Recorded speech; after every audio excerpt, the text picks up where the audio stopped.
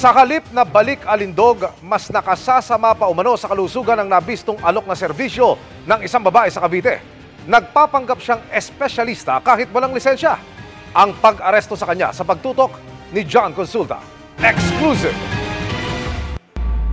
Sa surveillance video ng NBI Cavite North sa isang beauty clinic sa Imus, Cavite, makikita ang target ng operasyon habang nag-i-inject ng IV sa undercover ng NBI. Nang tanggapin ng bayad na pera, inaresto ng 50 anyos na suspect dahil sa paghasagawa umano ng illegal na practice. Ang clinic na ito at ang subject na ito ay nagsasagawa ng aesthetic procedures kagaya ng glutathione intravenous drip at saka mesolipo. Sa kabila ng sila ay or siya ay hindi otorisado at hindi lisensyado bilang isang doktor o isang nurse. Kwento ng complainant, nagpapakilala raw ng espesyalista ang suspect kahit hindi naman daw. Ang inoffer niya po sa akin na pwede akong umayat yung mesolipo sa muka, sa pisngi, sa baba, sa braso, sa hita, tsaka sa tiyan. Yung mesolipo po, tsaka glutadrip.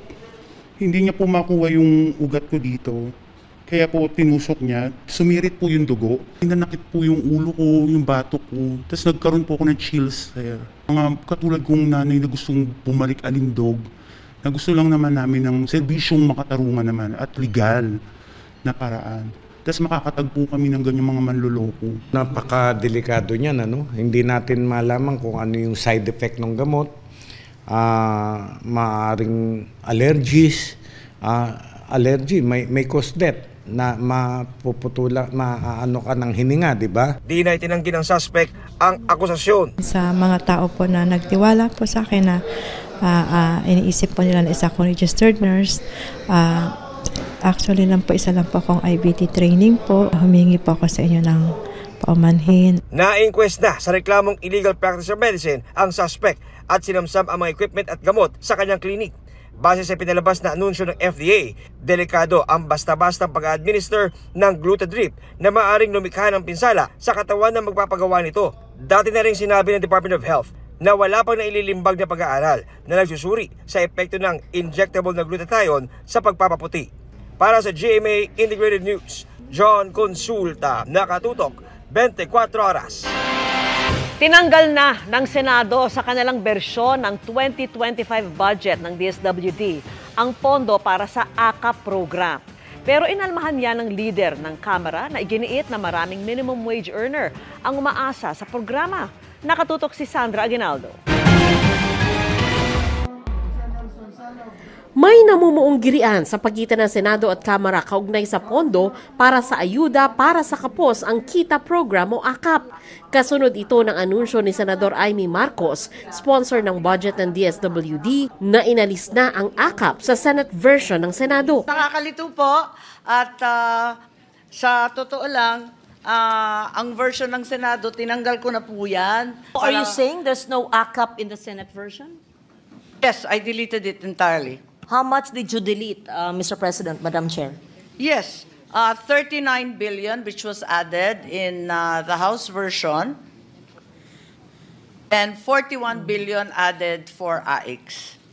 Pwede raw pag-isahin na lang ang AKAP at ang mas naunang AIX o Assistance to Individuals in Crisis Situation. While we recognize the necessity of immediate relief by direct financial assistance, it's imperative that we focus also on social protection initiatives, foster long-term development and self-reliance rather than creating a new ayuda nation. Ayaw natin nun, ano?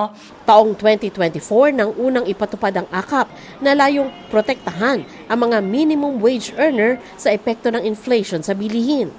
Ayon sa isa sa mga nagsulong nito na si House Speaker Martin Romualdez, nagbibigay ang AKAP ng 3,000 hanggang 5,000 pisong ayuda sa mga qualified beneficiaries. Pero kontrobersyal ang AKAP na binabatikos ng ilang senador dahil wala noon sa proposed 2024 budget ng DSWD at wala rin sa ipinasang bersyon ng budget sa Kamara at Senado. Bigla na lang daw itong sumulpot sa bersyon ng Bicameral Conference Committee noon.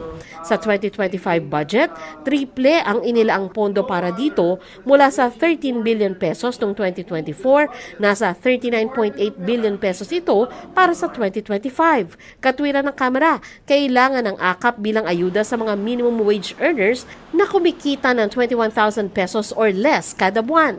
Pero ang puna ng mga senador, hindi ito napupunta sa pinakamahihirap na Pilipino. We don't have problems with the program in itself, pero we wanted to make sure na it's clearer this time, no? Hindi na nababatikos like sinasabi nila, this is for middle class individuals. Parang hindi siya nakatutok doon sa mga poorest of the poor sector of our society. Dumepensa naman si Speaker Romualdez. Marami raw ang nangangailangan ng pondong ito at handa itong ipaglaban ng Kamara. Medyo nangamba ako kasi yung may ibang mga kaibigan natin sa Senado, gusto daw i-scrap, itanggal yung AKAP. Payag ba kayo? Kayo, tatanggalin ba natin yung AKAP? O, ano sabihin natin sa mga senador? Tatanggalin ba natin?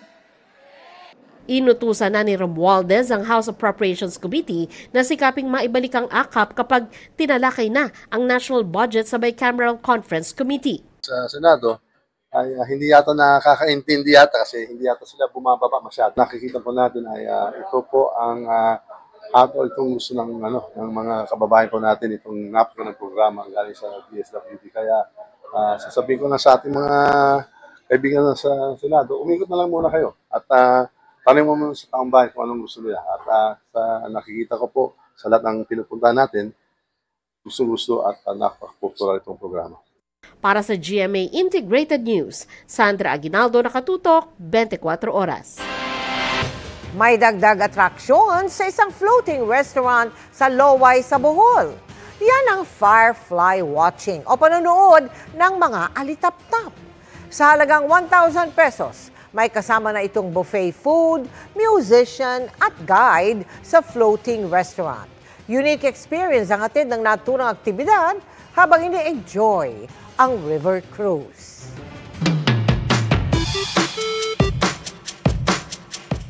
Magandang gabi mga kapuso. Ako po ang inyong Kuya Kim na magbibigay sa inyo ng trivia sa likod ng mga trending na balita. Ang mga mangingisda at residente ng Barangay Santo Rosario sa bayan ng Tibyao sa Antique, napatanong na lang ng isda for real? Nang dumagsa kamakailan sa kanilang dalampasigan ang libu-libong mga isda na kung tawagin nila bilong-bilong. Ang mga residente kanya-kanyang diskarte para makarami. Kaya naman banye-banyerang bilong-bilong ang kanilang nahakot. Paborito itong gawing sinabawan, binuro o di kaya inihaw ng mga Ilonggo. Ang mga bilong-bilong o mene makulata tinatawag ding moonfish. Ayon sa isang unpublished na pag-aaral ng licensed fisheries technologist na si Lord Nixon Kalawag, kadalasang nahuhuli ang mga bilong-bilong o moonfish tuwing full moon. Tila sumakto naman dahil full moon noong November 15 ang araw na dumagsa ang libo-libong mga bilong-bilong sa Tibyao. Samantala, para malaman ang trivia sa likod ng viral na balita, i-post o i-comment lang, #Kuya Kim, ano na? Laging tandaan, kimportante ang mayalam. Ako po si Kuya Kim at sagot ko kayo, 24 oras. Sa mga naghahanap ng mapapasyalan ngayong weekend, pwedeng dayuhin ang isang theme park sa Batangas na may mga kastilyong bukod sa outer space experience, may pakulupa ngayong magpapasko. Samahan natin si Ivan Mayrina sa kanyang live na pagtutok. Ivan! Vicky, ika nga ng kasabihan, Christmas is for children. Pero tayong lahat naman yan dahil may parte sa bawat sa atin na nananatiling bata. Kaya naman itong Christmas pasyalan dito sa Tanawan, Batangas, nag-e-enjoy, mapabata man o matanda.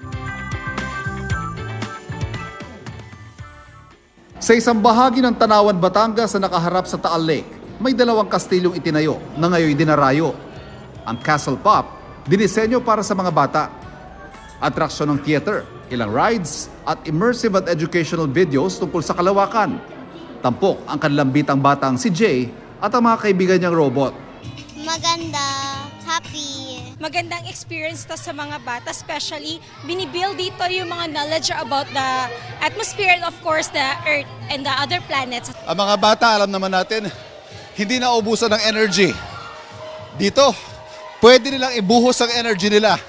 At para naman sa mga hindi na bata, aba, ito naman yung pagbigyan mo yung iyong inner child. As a mother, it's super happy and super excited. Anong masasabi mo sa akin? Parang bumalik ako sa pagkabata. Tama-tama to, pag nasobrahan kayo ng kain sa Pasko, pang-burn ng calories dito.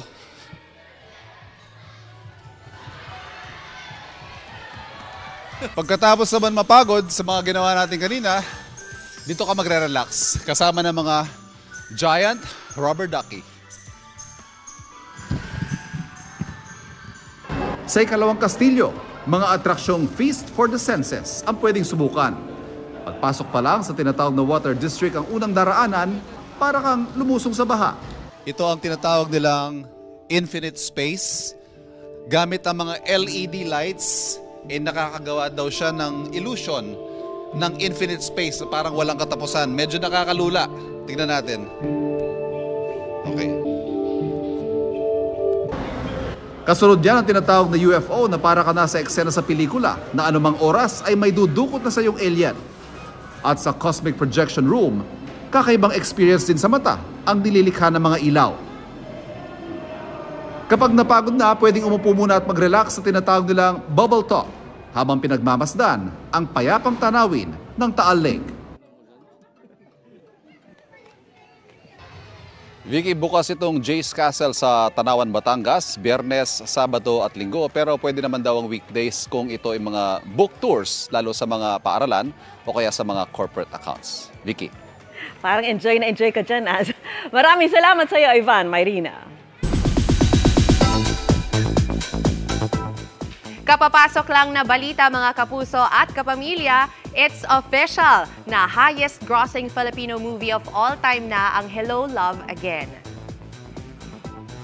Sa 10 araw na pagpapalabas sa sinehan, kumita na ng 930 million pesos in worldwide box office ang collab film ng Star Cinema and GMA Pictures.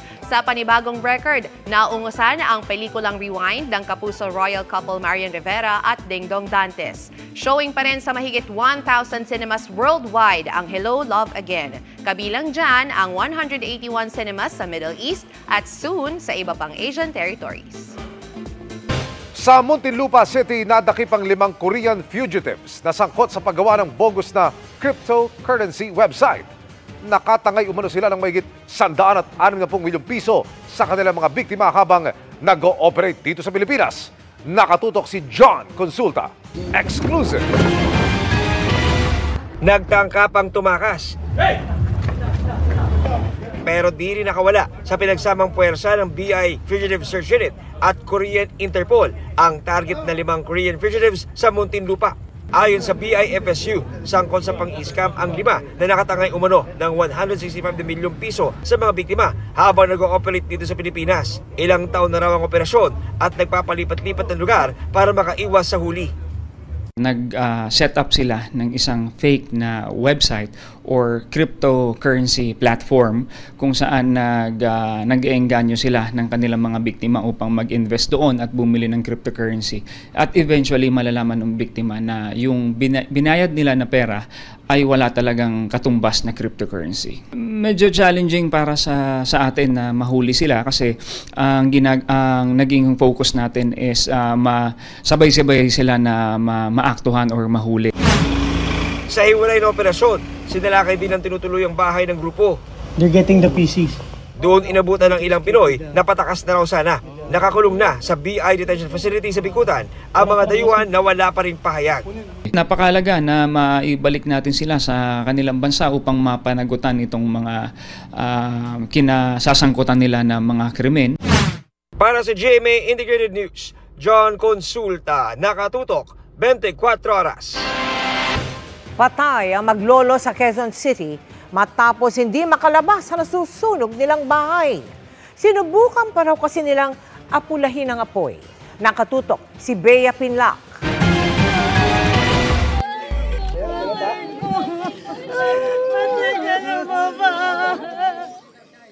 Bangungot ang bumungad sa pamilya ng maglolo na sina Erning at Azerlyn nang ilabas ang kanilang mga bangkay mula sa nasunog nilang bahay sa Barangay Gulod, Novaliches, Quezon City kagabi. Hanggang sa huli nilang sandali, Sinubukan pa umano ng maglolo na apulahin ang apoy sa bahay nila. Siguro po, nanginayang din sa bahay namin, nagbuhos-buhos pa ng tubig. Kaya hindi siya nakalabas na lumakas na yung apoy.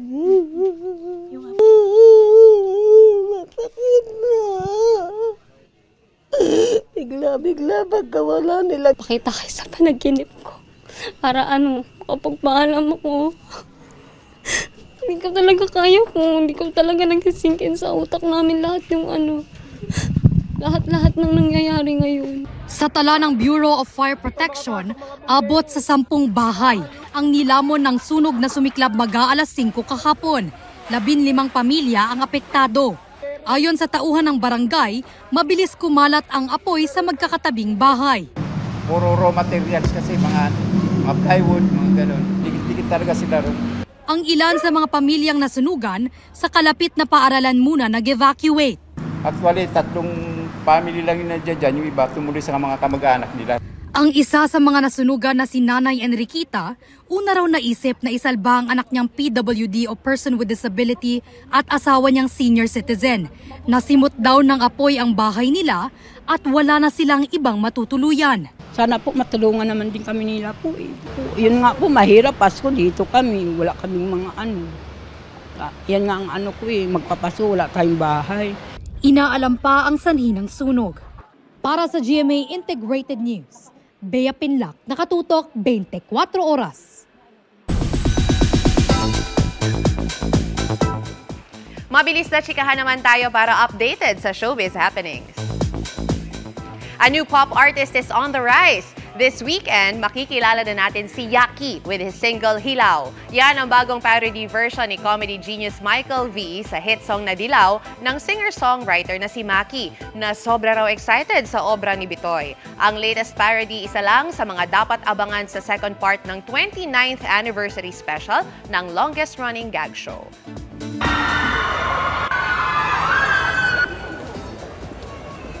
Sinalubong ng hiyawan ng Philostays ang K-pop group na Stray Kids sa kanilang pagdating sa NAIA.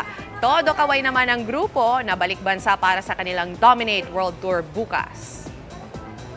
Nagmistula ng pabalik-balik sa kulungan ang isang mag-live-in na partner na naaresto sa Quezon City. Ang kanilang bagong kinasangkutan, pagnanakaw ng system unit ng computer na aabot sa 100,000 piso ang halaga.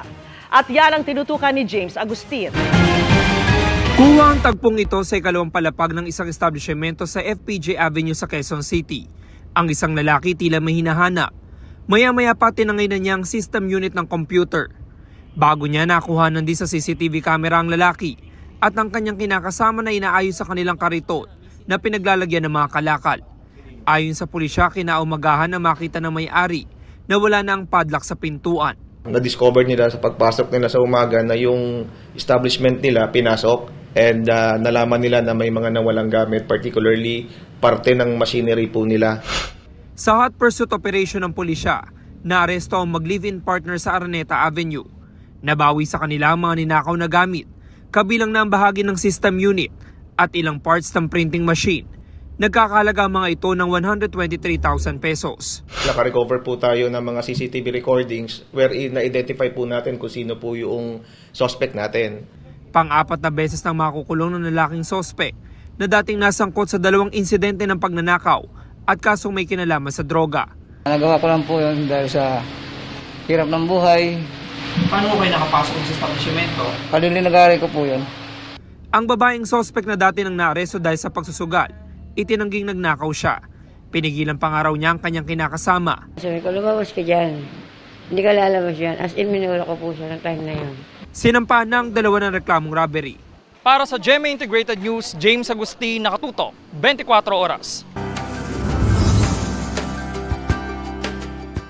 Mga kapuso, sa mga hindi nakapunta sa Celebrity Ukay-Ukay ng GMA Kapuso Foundation sa Noel Bazaar sa Okada, Manila, nung nakaraan linggo po yan.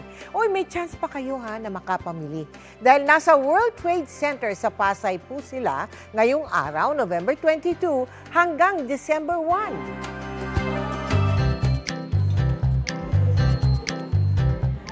Maagang pumunta sa Celebrity Ukay-Ukay ang magkaibigang Linda at Noel. Ang kanilang target, makapamili ng pang-aurang damit ngayong holiday season. Pia Arcangel. Nice, no? I bought this for 300 only. Pang aura-aura. Pwede OOTD. This is my bed. Pero yung size, hindi ko pa na-fit. So hopefully sana kumasya sa akin. Sulit naman daw ang biyahe ni Judith na mula pang Cavite dahil 5 damit ang kanyang napamili. I'm using this for the Christmas party. Ang mumura at saka ang gaganda. Ilan lang sila sa mga matyagang nag-ukay-ukay ngayong unang araw ng Celebrity Ukay-Ukay ng GMA Kapuso Foundation sa Noel Bazaar sa World Trade Center, Katuwang, ang Cut Unlimited Incorporated. Mabibili rin dito ang vase na ito ni Kuli Desma, mga damit at sapatos ni Nelson Canlas at mga damit ni Boy Abunda. Gusto kong magpasalamat kung sino man po ang makakuha ng mga damit ay you bought these pieces for a good reason. At mahalaga sa akin yan. Bukod sa mapapasa iyo ang gamit ng iyong favorite artist, nakakatulong ka rin. Ang bahagi kasi ng malilikom na pondo, mapupunta sa mga batang may cancer. Namasyal pa nga sila dito sa World Trade at nakatanggap pa ng early Christmas gift. Ang GMA Kapuso Foundation this year, for the Christmas season, has chosen 17 children from poor families to sponsor for their cancer or chemotherapy treatment. We would like to appeal to the shoppers to patronize more of Noel Bazaar because GMA Kapuso Foundation has led numerous activities to help out our kababayans in the affected areas. Present sa pagbubukas ng Noel Bazaar sa World Trade Center, sina Sparkle Artists at Celebrity Ukay-Ukay Ambassadors Kylie Padilla at Kylene Alcantara. At may dala pa silang gamit na for auction. Bilang entrepreneur, I can relate to the merchants here na masaya yung mga ganitong event because everyone gets together and then there's a community for it. The purpose ng Noel Bazaar, yun po yung dahilan kung bakit buong-buo yung suporta namin. Sa mga nais pong sumuporta sa aming mga proyekto, maaari po kayo magdeposito sa aming mga bank account o magpadala sa Cebuana Lawalier. Pwede ring online via GCash, Shopee, Lazada at Globe Rewards.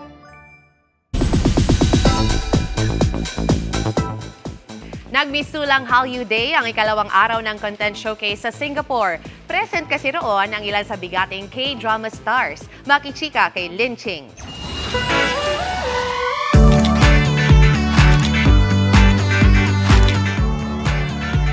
Kung sa Day 1 ng Disney Content Showcase APAC 2024 sa Singapore, may kilig heart-hand moment ako with Oppa Ju Ji-hoon.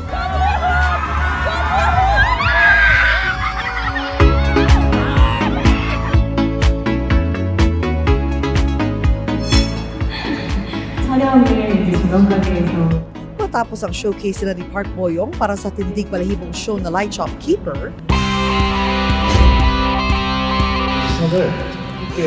sa Day 2, mas tumindi ang tilian at hiyawan dahil sa bigating Korean superstars. Naroon sina Park Yoon-bin for the medical drama Hyper Knife, legendary actress Kim Hye-soo for the journalism dramedy Unmasked,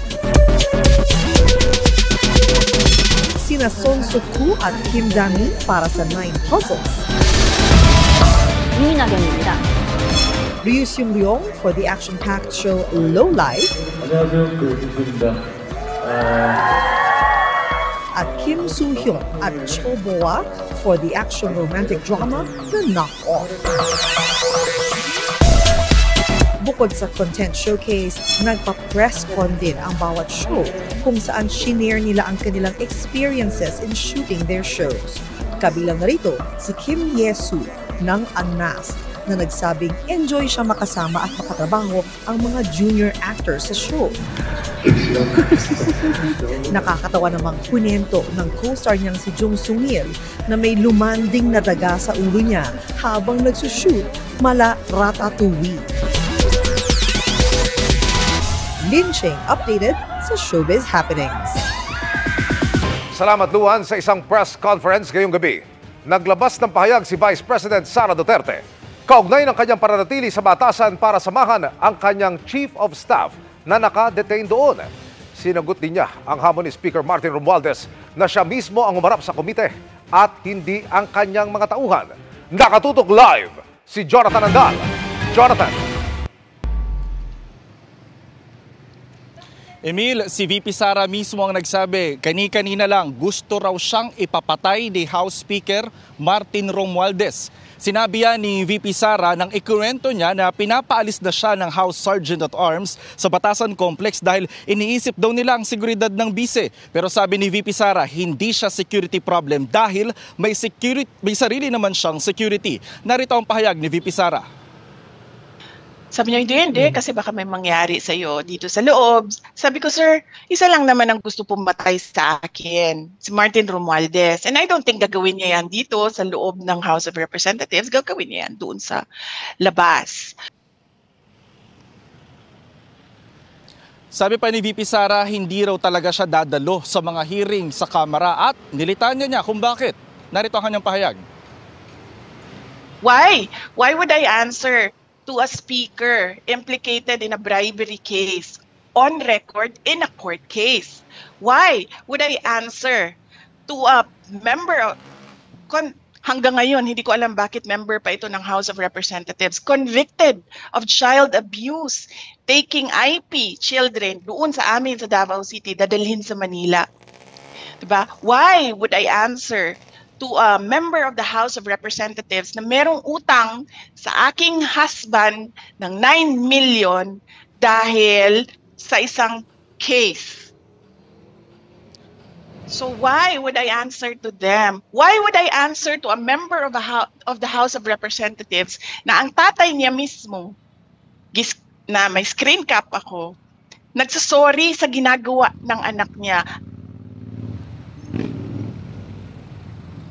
Hindi pinangalanan ni VP Sara pero sabi niya miyembro ang mga yan ng Committee on Good Government and Public Account na binubusisi ang OVP at DepEd Fund. Sabi pa ni VP Sara, may nakahanda na siyang mga kaso laban sa ilang miyembro ng 19th Congress gaya ng pag-question sa constitutionality ng mga idinadaos na hearing patungkol sa kanya. Pero hindi pa raw siya fully committed na iakyat ito ngayon sa Korte Suprema. Ang plano raw ng bise, samahan sa detention center sa Kamara si Yusek Zuleika Lopez at ang iba pang staff ng OVP na ipapa-aresto ng Kamara hanggang paglipas ng bagong taon. Pumalag din si VP Sara sa hamon ni Speaker Romualdez na siya mismo ang dumalo sa halip ng kanyang mga tauhan sa Kamara at sa halip ng kanyang mga tauhan na nagpapaliwanag tungkol sa paggastos ng pondo. Narito ang kanyang pahayag. I do not gave him my trust and confidence as congressman. I did not vote for him as Speaker of the House of Representatives. Diba? So, kilala ko siya as Martin Romualdez, but I did not vote for him for congressman and Speaker. So, wag niya akong pagsabihan kung ano yung dapat kong gawin. Emil, sa Lunes ang susunod na pagdinig tungkol sa confidential funds ng BISE. Pero hindi pa rin napag-uusapan ni VP Sara at ang kanyang mga abogado kung dadalo siya rito. Nagpapasalamat naman si VP Sara kay Congressman Joel Chua, ng chairman ng Committee on Good Government and Public Account, dahil pinayagan siyang mabisita ang kanyang Chief of Staff. Sinusubukan naman natin kunin ang panig ni Speaker Romualdez sa mga sinabi ni VP Sara. Samantala kanina, sinabi rin ni VP Sara na nung pinapaalis na siya ng Sergeant at Arms ng Batasan at ayaw niyang sumunod, sinabihan niya raw ito na bakit hindi raw iakyat yung usapin kina Speaker Romualdez na siyang may-ari ng lugar na yon at kay Congressman Pulong Duterte na siya namang may-ari ng opisina na siyang niyang tinutuluyan ngayon. Yan muna ang latest sa press conference ni VP Sara. Balik sa iyo, Emil. Maraming salamat, Jonathan Andal. At bago tayo magtapos, sandali lang po, ano po? Happy birthday, ha? Salamat po. Happy birthday, Emil. Happy birthday. Ang hirap naman, ang hirap naman. Miss Vicky, maraming salamat po. Kaya yung boses. Thank you po. Oh, yan ang totoong nagbo-blow out, yung nagbe-birthday. Opo. Ba, may birthday cake ka, oh. Opo. Emil, wala, pingi mamaya. Oh, yes, ma'am. Ang laki ho niya. Hindi tayo mamaya. Thank you very much, ma'am. Thank you, Miss Vicky. Happy birthday to you. Maraming salamat. Okay. At yan ang mga balita Kasama ho yung birthday ni Emil ngayong Biyernes. Mga kapuso, 33 days na lang, Pasko na. Ako po si Mel Tiangco. Isang araw na lang birthday ni Emil. Bukas, di ba, Emil? Bukas. Okay. Ako naman po si Vicky Morales para sa mas malaking misyon. Para sa mas malawak na paglilingkod sa bayan. Ako po si Emil Sumangil. Mula sa GMA Integrated News, ang News Authority ng Pilipino. Nakatuto kami 24 oras.